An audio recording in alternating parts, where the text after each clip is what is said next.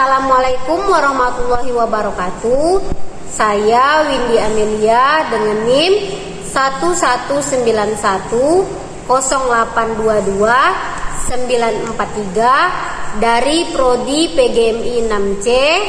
Di sini saya akan menjawab pertanyaan dari ujian tengah semester atau UTS pada mata kuliah Ilmu Pengetahuan Sosial atau IPS. Baiklah, soal yang pertama yaitu jelaskan langkah-langkah merumuskan tujuan pembelajaran IPS di MI atau SD yang baik dan benar. Baiklah, jawaban nomor 1 yaitu rumusan tujuan pembelajaran harus mencakup dalam 3 sasaran pembelajaran, yaitu yang pertama sikap. Tujuan pembelajaran dengan dimensi sikap berkaitan dengan pengembangan aspek perilaku yang mencerminkan sikap keimanan, akhlak mulia, percaya diri, dan tanggung jawab terhadap lingkungan sosial.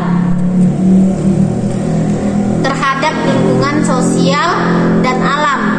Sikap diperoleh melalui aktivitas menerima, menjalankan, menghargai, menghayati, dan mengamalkan. Yang kedua yaitu pengetahuan. Tujuan pembelajaran dengan dimensi pengetahuan berkaitan dengan pengembangan aspek pengetahuan dalam ilmu pengetahuan diperoleh melalui aktivitas mengingat, memahami, menerapkan, menganalisis, mencoba, dan mencipta, mengevaluasi dan mencipta. Yang ketiga yaitu keterampilan. Tujuan pembelajaran dengan dimensi keterampilan berkaitan dengan pengembangan aspek ranah abstrak dan konkret. Keterampilan diperoleh melalui aktivitas mengamati, menanya, mencoba, menalar, menyaji, dan mencipta. Adapun langkah-langkah dalam merumuskan tujuan pembelajaran IPS di SD atau MI yaitu yang A, merumuskan indikator pembelajaran. Indikator merupakan penanda pencapaian KD yang ditandai oleh perubahan perilaku yang dapat diukur, yang mencakup kognitif atau pengetahuan, sikap atau afektif, dan keterampilan atau psikomotor. Yang B, merumuskan tujuan pembelajaran menggambarkan proses dan hasil belajar yang diharapkan dicapai oleh peserta didik sesuai dengan indikator. Nah, soal nomor 2 yaitu jelaskan langkah-langkah mengembangkan materi pembelajaran IPS di MI atau SD. Selanjutnya saya akan menjawab pertanyaan dari soal nomor 2, yaitu jawabannya pengembangan materi IPS perlu memperhatikan beberapa pertimbangan, yaitu dari Mukminin 2002.124. Yang pertama yaitu memerhatikan prinsip yang digunakan, yang kedua pendekatan yang sesuai, yang ketiga kompetensi yang ingin dikembangkan. Pengembangan materi IPS harus disesuaikan dengan prinsip anak didik dan lingkungan. Aspek anak didik yang perlu dipertimbangkan antara lain tingkat perkembangan intelektualnya yang dapat dilihat dari umur anak atau jenjang pendidikan yang ditempuhnya. Tingkat perkembangan berpikirnya harus mengikuti pola induktif. Anak akan lebih mudah memperoleh masukan dari hal-hal individual atau khususnya kemudian ditarik ke lebih umum. Oleh karena itu, pengembangan materi IPS untuk anak didik usia rendah lebih tepat dengan pola induktif, dan makin dewasa anak-anak didik akan diarahkan kepada pola pikir deduktif.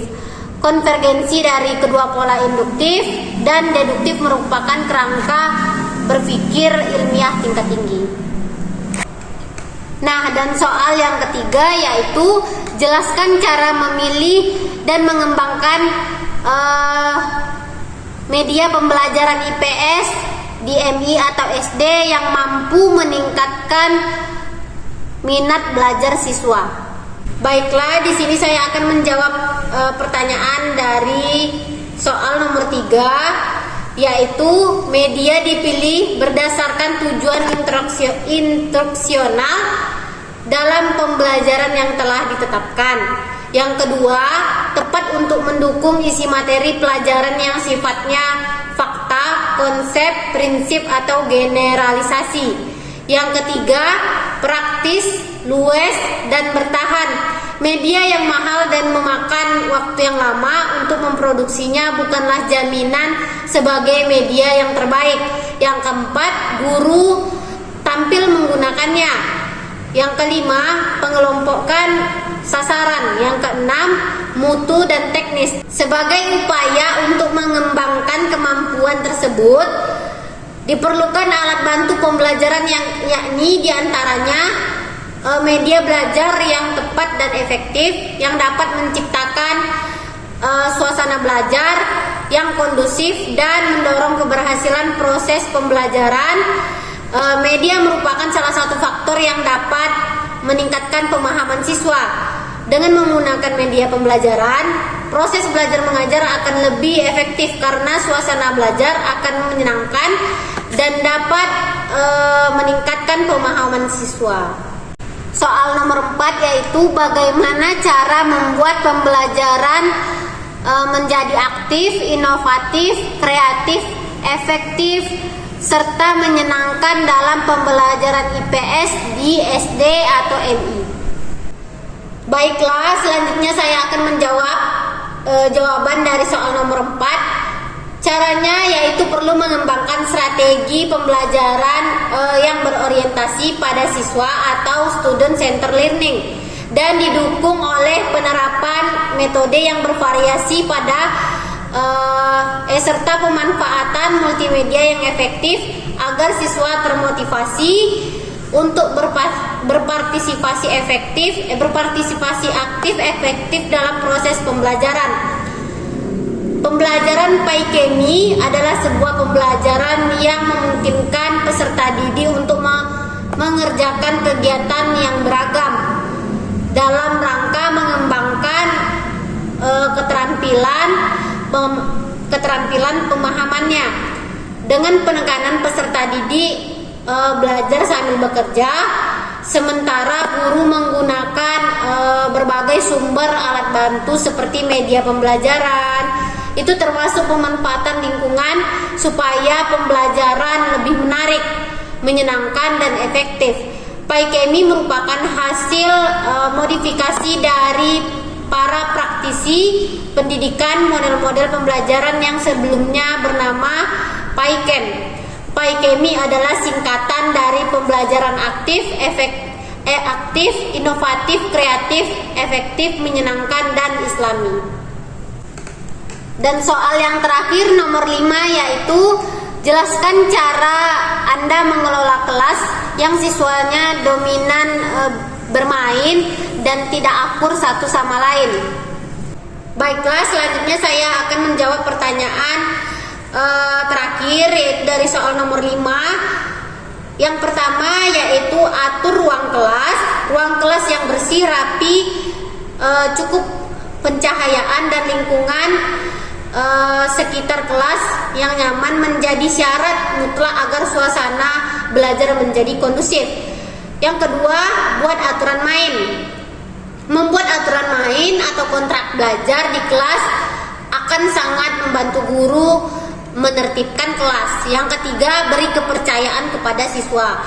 Pemberian kepercayaan kepada siswa justru akan lebih baik bagi perkembangan siswa selama guru mengawasi hal ini. Yang keempat, bangun komunikasi dengan siswa. Guru dan murid harus memiliki hubungan yang baik, yaitu dalam proses belajar mengajar akan baik pula komunikasinya dengan siswa. Yang kelima, empati dan dukung kepada siswa. Kondisi pribadi masing-masing siswa tentunya tidak sama dalam satu kelas. Beberapa siswa mungkin mereka mempunyai hal atau sifat yang berbeda. Maka empati dari guru merupakan hal penting bagi dirinya. Bentuk perhatian dari guru juga akan memberikan dukungan untuk siswa. Yang keenam, atasi masalah dengan tindakan preventif. Sekeras apapun usaha seorang guru dalam mengkondisikan kelas, ada kalanya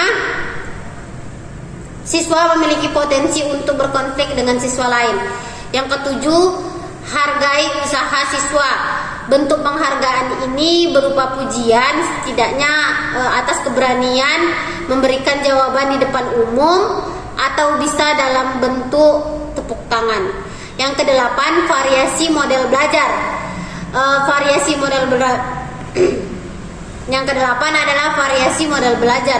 Variasi model belajar ini yaitu dengan cara melakukan metode belajar agar siswa tidak jenuh, atau mengganti model-model pembelajaran yang diterapkan di kelas. Baiklah, saya Windy Amelia telah selesai menjawab pertanyaan pada soal ujian tengah semester pada mata kuliah Ilmu Pengetahuan Sosial. Sampai di sini jawaban yang dapat saya sampaikan. Apabila ada kekurangan, saya mohon maaf. Wabillahi taufik wal hidayah. Wassalamualaikum warahmatullahi wabarakatuh.